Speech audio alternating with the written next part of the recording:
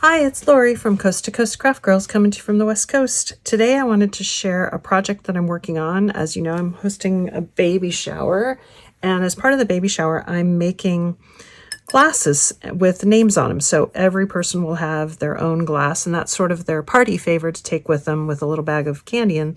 But it also is something they can use at the party, and we don't have to worry about names on cups or anything like that because they're already on there. These are actual glasses, real glasses, and you can see the etched name on there. That's not vinyl. It's actually etched into the glass, and I used Armor Etch glass etching cream, and I used my Cricut and some permanent vinyl. Now, if you bought permanent vinyl, if you don't have a Cricut, you could probably do this out of with metal dies running through with permanent vinyl running through. Basically, you're creating a stencil, and you're going to put the stencil on and then put the etching cream on, let it sit for about 5-10 minutes, and then wash it off and then peel the stencil off. That's all it is. So you can buy letter stencils at craft stores, or if you don't have a Cricut, to make your own, or you could probably use a die cutting machine with alphabet dies, but then you're limited to the letters that you have and how it works. So I find it works really great on my Cricut. This particular font, if anybody wants to know, is the Disney Tangled font on Cricut. It's not a free font. You have to pay for it. I did buy that font, so that's what that is. And I just have the card in there to make it show up better, because I guess if I did it that way, you could see it too. But it looks great. And it's actually, it's time consuming, but it's pretty easy to do. So let me show you how I did it. Okay, so I'm using the Cricut to create a stencil. And what I did is I typed in the names. This is a Cricut font. It's the Disney Tangled font. You do have to purchase this font. It's not free, but I had already purchased it. So I really liked it. So to create the stencil, and I'll show you a screenshot of my Cricut screen in a minute, but essentially you cut out a rectangle and then you put the letters inside of it and you attach them together, and that's how it'll cut basically the little bounding box and then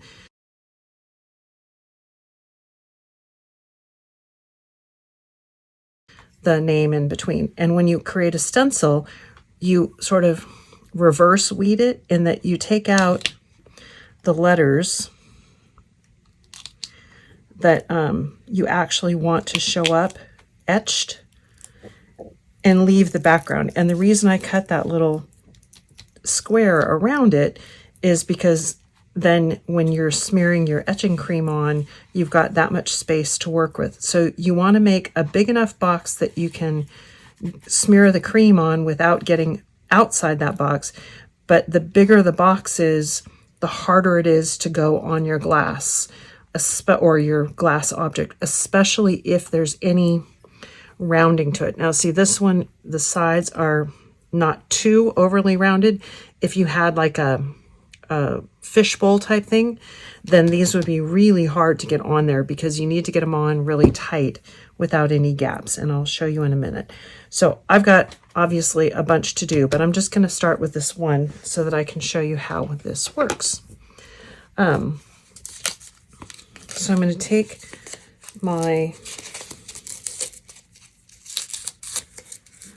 some transfer tape. This is just, I don't think it's Cricut, but whatever, transfer tape. And this is permanent vinyl. This is actually not Cricut vinyl. It's Oricel 651, but it is permanent vinyl. I think the permanent vinyl works better, and it's not hard to peel off when you're done with it, really.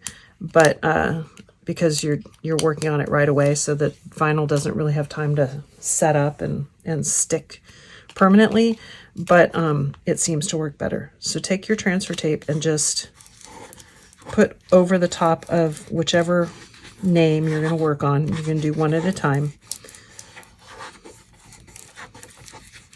and get it nice and rubbed down. And then it's easier to peel off if you sort of peel the backing away from the vinyl as opposed to the other way around. And this transfer tape is honestly not very sticky, so it's a lot easier to peel it back this way. And just make sure, like on this one, the E, that you don't miss the center of that E. You want to make sure that sticks to the transfer tape.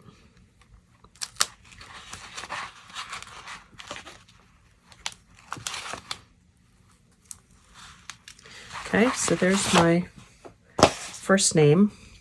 I'm going to set that right there for now. And I've got, this is just a, they advertise it as a stemless water or a stemless wine glass. It's a little less round than a stemless wine glass. I just got it off Amazon. This is just isopropyl alcohol. And you want to clean the section where you're going to put that vinyl on with the isopropyl just to get any oils off so that that vinyl sticks really good. But then you want to let it dry. Thankfully, isopropyl alcohol dries really fast because it evaporates quickly. And while you're working on it, just keep your hand on the inside so you don't get any oils on it. Decide where you want to put your name. And I'm going to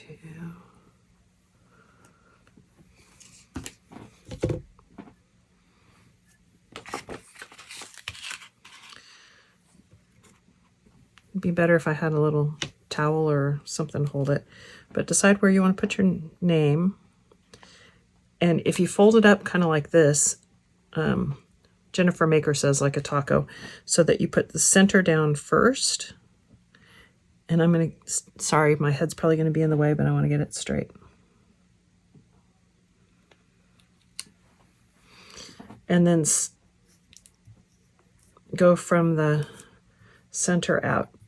And I don't care too much if there's wrinkles, like, and you can see what I mean by when it's round like that, it's hard to get down. And I don't care if there's wrinkles up here, but you got to make sure that there's no wrinkles, no gaps around the letters, the edges of the letters. That looks pretty good. And once you think you got it down, peel your transfer tape back up carefully. And like I said, there's normally when you're doing vinyl on stuff, this would just be awful, right? These little, but I don't care because I just want to make sure that it's really good and pressed down around the letters. Now see this one, there's a little bit of a wrinkle there. Just use your nail or a scraper or something to get that out so that around the letters, it's good and tight. I don't care about these other gaps. Just want to make sure it's good and tight around the letters. Okay, and as you can see, I've got mixed media mat, or you want to put something on because the etching cream will in fact etch your glass mat, which is not good. Now I use Armor Etch glass etching cream and just a little paintbrush. Get it shaken up. And they say to wear gloves, and you probably should wear gloves. I don't. I'm careful I don't get it all over myself. If you're worried about it, put gloves on.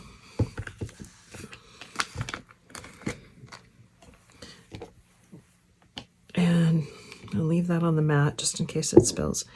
And you're just going to take some on your paintbrush and cover all those letters. But don't get it off of the vinyl. That's why I cut that little rectangle around it. And just kind of pat it on. You want a good thick coat. Don't skimp on it.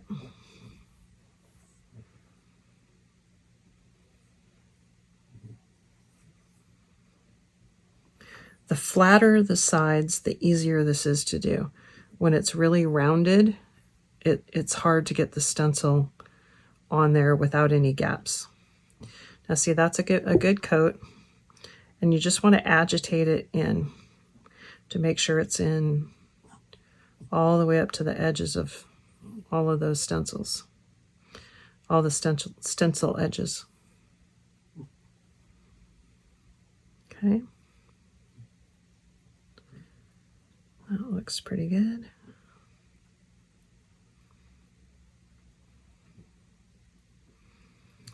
I mean, it has a bit of a smell to it, but not bad. I mean, it's not like, you know, if you're really sensitive to that kind of thing, it might bother you. And they probably say to use it in a well-ventilated area. So I probably should have a window open or a fan on, but I don't. Okay, so that looks pretty good. I'm just going to leave that sitting right there. And I'm going to work on the stencils for the other ones. Now this says to wait 1 to 3 minutes, and then after 1 to 3 minutes, all you do is you take this into a sink and you wash it off.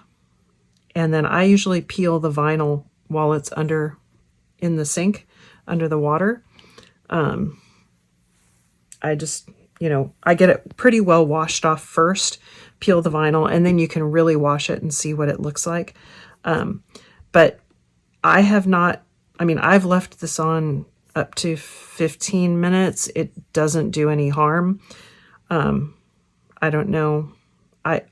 I don't ever leave it on just 3 minutes. It's usually more like at least 5 to 10.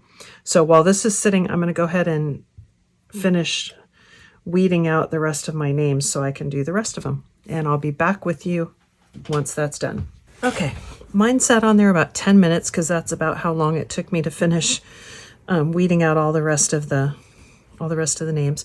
Now to wash that paintbrush out, I just washed it with soap and water, just enough to get all that stuff out of there. And I usually would peel this at the sink under the water, but I thought I'd do it here so that you can see. And you can see that you can get your hand under it and it peels off pretty easily. And you just peel that stencil off.